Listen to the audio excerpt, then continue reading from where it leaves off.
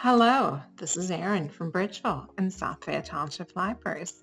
Today we are going to take a look at the COUNTIF and COUNTIFs functions in Excel. The COUNTIF function is good for counting the data in a specific column that meets a set criteria. The COUNTIFs function is good for looking at data in multiple columns that meets multiple criteria. Let's start with the COUNTIF function.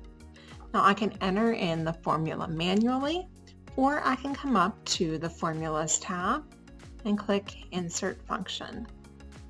I can search for the function by clicking this and clicking All, but here it shows up in my list.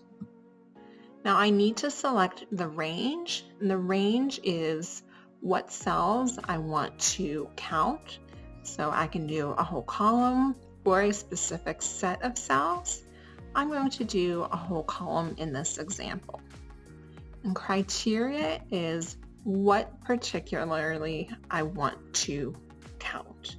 So in this example, I want to know how many products have not sold anything.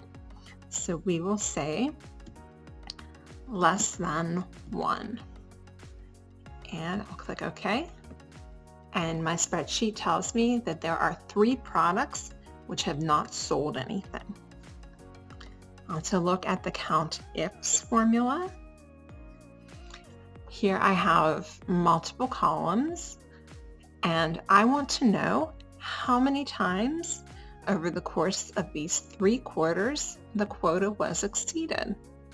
So I can come up here to the Formulas tab again, and I can use the COUNTIFs function to figure this out.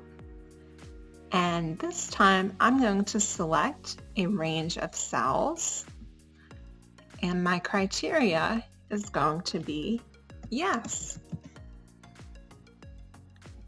And it counts for me that the quota was exceeded 5 times over the course of 3 quarters. So those are just some examples of the COUNTIF and COUNTIFs formulas. Thank you for tuning in, and have a great day, everyone.